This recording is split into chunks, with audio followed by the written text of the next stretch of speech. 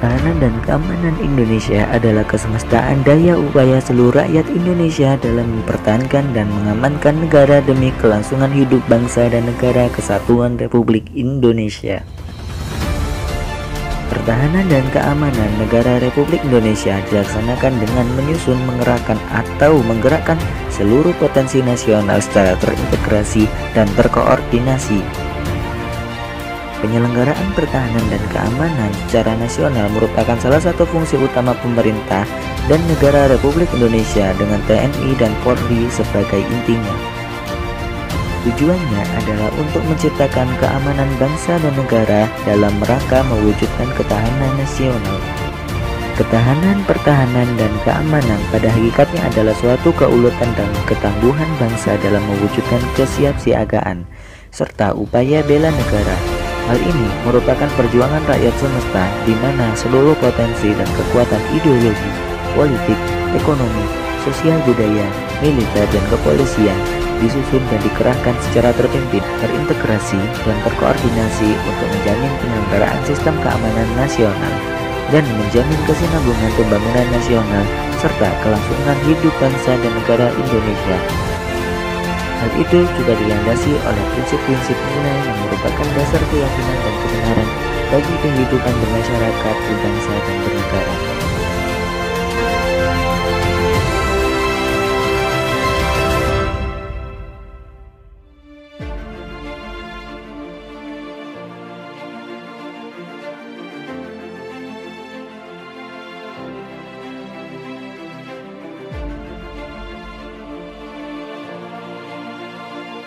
Assalamualaikum warahmatullahi wabarakatuh. Nama saya Naila Bella Wahyu dan nama saya Amanda Putri. Kita berdua dari mahasiswi Politeknik Negeri Jakarta. Kita berdua di sini untuk mengerjakan tugas dari dosen kita, dosen Pancasila, Pak Muhammad Yusuf Aidit, terkait pertahanan dan keamanan. Sebelum kita mewawancarai narasumber, kita mau bahas-bahas dulu nih terkait pertahanan dan keamanan itu sendiri. Kita bahas sedikit dulu, nanti sisanya mungkin akan kita tanyakan. Ya, di sini ada hubungan antara pasal dan ayat, yaitu pasal 30 ayat 1 Undang-Undang Dasar 1945. Menyatakan tiap-tiap warga negara berhak dan wajib ikut serta dalam usaha pertahanan dan keamanan negara.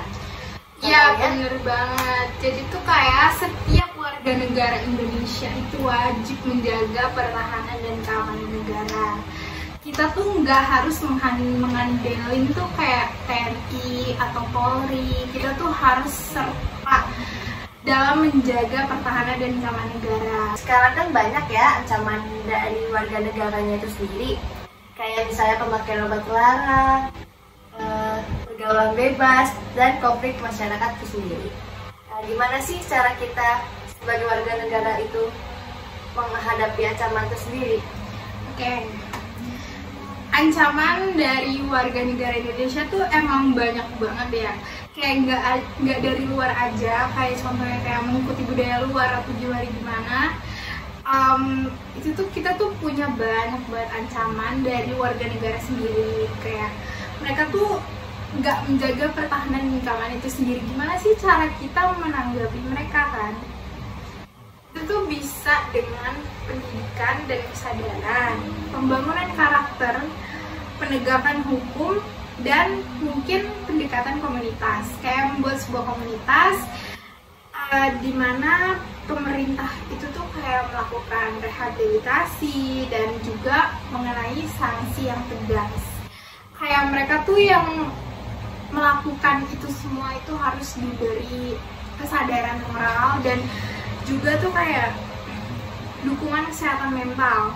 Mereka semua itu yang menjalani itu belum tentu karena mereka mau, tapi karena mereka terjerumus oleh keadaan, misalnya kayak ya karena terpaksa, bukan karena mau gitu. Jadi kita harus memberikan dukungan mental, terus juga kita harus memberikan rehabilitasi mungkin bagi yang pengguna narkoba segala macam. Jadi untuk menghadapi ancaman dari warga negara itu sendiri ya kurang lebih kayak gitu nggak sih? Iya, betul sekali. Nah, udah segitu aja mungkin ya dari kita. Selanjutnya kita langsung akan mewawancarai narasumber terkait semuanya yang belum kita bahas sekarang untuk lebih lengkapnya lagi. Oke, dadah semuanya. Assalamualaikum warahmatullahi wabarakatuh. Assalamualaikum, saya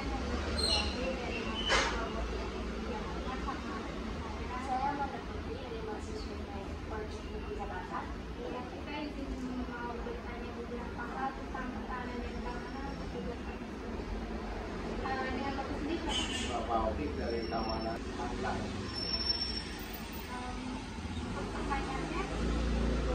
Pertanyaan soal pertama, adakah simbiosis mutualisme atau pengelolaan antara Menteri Pertahanan Republik Indonesia dan Duta Besar RRC dalam hal pertemuan pertahanan dan keamanan? Menurut Bapak gimana? Simbiosis mutualisme dalam pertemuan antara Menteri Pertahanan Republik Indonesia dan Duta Besar RRC dalam hal pertahanan dan keamanan mungkin mengacu pada kerjasama timbal di mana kedua pihak saling mendapatkan manfaat dari kerjasama tersebut, misalnya melalui pertukaran informasi atau sumber daya dalam rangka meningkatkan keamanan bersama. Untuk soal pertanyaan kedua, benarkah negara kita lebih cenderung bekerja sama dengan negara Tiongkok dibanding kerjasama dengan Amerika dalam bidang pertahanan dan keamanan? Dengan Tiongkok dan Amerika sangat tergantung pada konteks politik dan kebijakan saat itu tidak dapat disimpulkan bahwa Indonesia lebih cenderung bersama dengan salah satu negara secara umum karena hal dapat merubah seiring waktu. Baik, lanjut dengan pertanyaan ketiga. Bagaimana kerjasama pertahanan dan keamanan dapat meningkatkan kedamaian di ASEAN? Kerjasama perang dan keamanan antara negara-negara ASEAN dapat meningkatkan kedamaian di kawasan ini dengan mempromosikan stabilitas dan keamanan bersama, mengurangi ketegangan serta memperkuat saling percaya diri antara negara-negara ASEAN. Dan keempat, adakah negara lain selain Tiongkok untuk bekerjasama dengan ASEAN?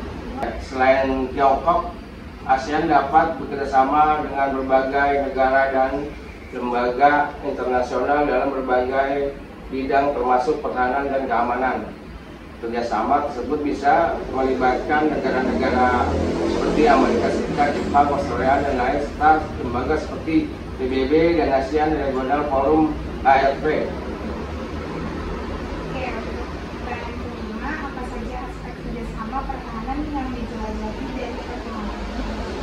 Aspek kerjasama pertahanan yang dapat dieksplorasi dalam pertemuan tersebut dapat mencakup berbagai hal, seperti pertukaran informasi intelijen yang militer bersama, kerjasama dan penanggulangan bencana, pembangunan kemampuan pertahanan bersama, dan banyak lagi tergantung pada agenda dan tujuan dari pertemuan tersebut.